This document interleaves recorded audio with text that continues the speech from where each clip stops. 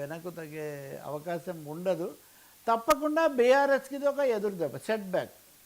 అంటే ఏదో ఆమె వెనక అందరూ వెళ్ళిపోతారు, ఓటర్లు అందరూ వెళ్ళిపోతారు, బీఆర్ఎస్ ఏదో అవుతుందని కాదు, రాజకీయంగా మోరల్గా ఒక సో బీఆర్ఎస్కి ఎఫెక్ట్ ఉంటుంది ఖచ్చితంగా ఒకటి ఉంటుంది. కొంచెం చిందరవందర అవుతుంది కదా. అంటే పార్టీ అధినేత ప్రథమ కుటుంబంలో అవును ఆయన ఎంతగానో చేసి ఇన్ని రోజులు ఒక్క మాట పడకుండా చూశారు, మీకు తెలుసు కదా. అవును ఆమె అనేక విధాలుగా ధిక్కరించి మాట్లాడుతున్నా కానీ ఆయన కేటీఆర్ కూడా విదేశాలకు వెళ్ళకముందు వీలైనంత వరకు కవిత మీద బహిరంగంగా ఏం మాట్లాడకండి అని చెప్పారని. కానీ ఒకటి గుర్తించవచ్చు మీరు, కవిత భిన్నంగా మాట్లాడడం మొదలుపెట్టాక ఒక్కరోజు కూడా కేటీఆర్ ఆమెను సమర్థించలేదు, ఒక్కరోజు కూడా సమర్థించలేదు.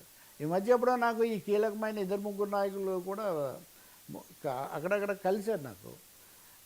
అంత మేమందరం ఎన్ని ఎదుర్కొని ఇలా నిలబడలేదు, ఏమైందని ఇప్పుడే మొత్తం పార్టీని అంతా కూడా ఇబ్బందిలో పెట్టే విధంగా వ్యవహరిస్తున్నారని కూడా వాళ్ళు చాలా ఆగ్రహం ఆవేదన రెండు వ్యక్తం చేశారు. మరి ఆమె వ్యూహం ఏముందో నిజంగా రాజకీయ ఒత్తిళ్ళు ఎవరి మీద ఇప్పుడు, ఎందుకంటే మోదీ గారి రాజ్యంలో వర్మ మీద ఏమో ఒత్తిడి ఉంటుందో వర్మకు మాత్రమే తెలుస్తుంది కానీ మిగతా వాళ్ళకి తెలియదు. ఏదైనా పెద్ద పరిణామమే. అంటే ఒకవైపు రేవంత్ నుంచి తీవ్ర దాడి, రేవంత్ ప్రభుత్వం నుంచి వస్తున్న సమయంలో అందరూ కలిసి ఒక తాటి మీద వెళ్ళడానికి బదులు కుటుంబంలోనే ఒక ఇది రావటం, లేకపోతే బీఆర్ఎస్లో అంతర్గతంగానే ఈ పరిస్థితి రావటం అన్నది తప్పకుండా ఒక ఎదురుదెబ్బ. ఇక్కడ ఇంకో చిన్న సమస్య కూడా ఉంది. వర్మ కవిత అసలైన ఉద్యమకారులకు ప్రతినిధి, తర్వాత వీళ్ళందరూ కూడా అధికారం వచ్చిన తర్వాత దాంట్లో భాగం పంచుకున్న వాళ్ళు కేవలం కేసీఆర్ చుట్టూ చేరారు అనే ఒక వర్గం పెద్దది ఉంది. ఆమె మొదటిసారి ధిక్కార స్వరం వినిపించినప్పుడు వీళ్ళంతా కవితను బలపరుస్తూ మాట్లాడారు, అంతకుముందు వ్యతిరేకించేవాళ్ళు.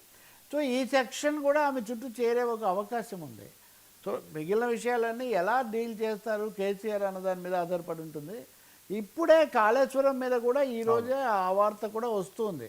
ఎందుకంటే ఆమె అడుగుతున్నారు, ఈ రాష్ట్ర ప్రభుత్వం ఏమో సిబిఐకి ఇవ్వాలని నిర్ణయించింది, లేఖ కూడా రాసింది, సిబిఐ కూడా రాష్ట్ర ప్రభుత్వం రాసిన లేఖ అందిందని చెప్పింది. అది వరకు సిబిఐకి అనుమతి ఉపసంహరిస్తూ నిర్ణయం తీసుకుంది రాష్ట్ర ప్రభుత్వం. ఇప్పుడు 104 జీవో ద్వారా మళ్ళీ సిబిఐని అడిగి మీరు వివరంగా చేయండి అని హైకోర్టుకు వెళ్ళారు కేసీఆర్, హరీష్ రావు. ఈరోజు కూడా మొన్న వెళ్ళారు, శాసనసభలో దీని మీద చర్చ జరగకుండా చూడండి యాక్షన్లు అంటే అప్పుడు హైకోర్టు ఒప్పుకోలేదు. కానీ ఈరోజు హైకోర్టు కొంతవరకు ఒప్పుకుంది. ఏమైనా ఒప్పుకుంది, ఆ నివేదిక మేము పరిశీలించేంత వరకు నివేదిక ఆధారంగా మీరు చర్యలు తీసుకోకండి అని ఒక డైరెక్షన్ ఇచ్చింది. రాష్ట్ర ప్రభుత్వం ఏం చేసింది తెలివిగా, మేము కేవలం ఆ నివేదిక ఆధారంగా చర్య తీసుకోవడం లేదు, ఇంకా చాలా అంశాలు దృష్టిలో పెట్టుకొని ముఖ్యంగా national dam safety authority NDSA దాని ఆధారంగా మేము తీసుకుంటున్నామని చెప్పారు. కాబట్టి ఇటు బయట తీవ్రమైన సవాళ్ళు బీఆర్ఎస్ ఎదుర్కొంటున్న ఒక పరిస్థితి. సార్ కవిత కొత్త పార్టీ ఒకవేళ పెడితే వాళ్ళు పెడతారనే అంటున్నారు, ఎక్కువగా పెడతారు ఆల్రెడీ. ఆమె ఆ వ్యాక్యూమ్ ఉందా అండి తెలంగాణలో? ఆ వ్యాక్యూమ్ ఉందా ఇంకో పార్టీకి కవిత పెడితే?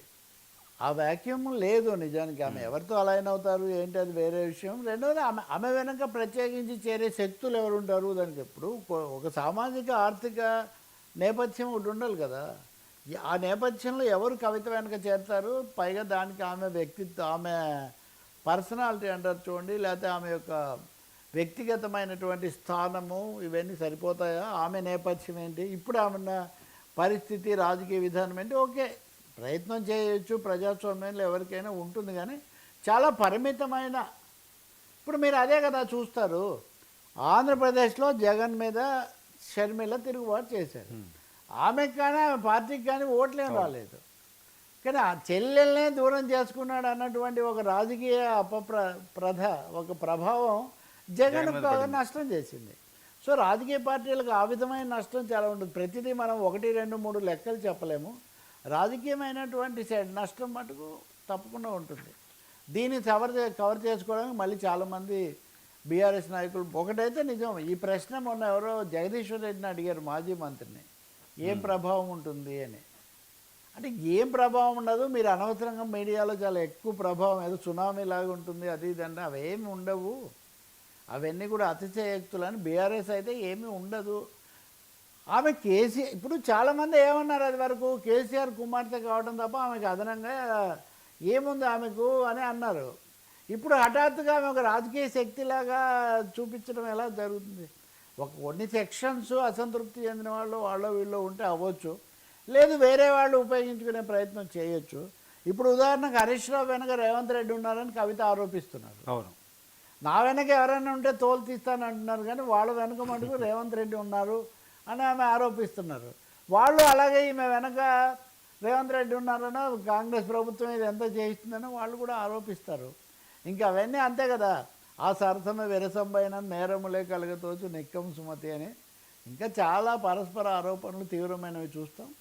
ఏదైనా టీ కప్పుల తుఫాన్ లాగా ఇది తెలంగాణ రాజకీయాల్లో మరీ ముఖ్యంగా బీఆర్ఎస్లో ఒక తీవ్ర పరిణామమే. సార్ జగన్ తీవ్ర హెచ్చరిక రైతులతో ముఖాముఖి. జగన్మోహన్ రెడ్డి పులివెందులు వెళ్ళారు ఈరోజు రాజశేఖర్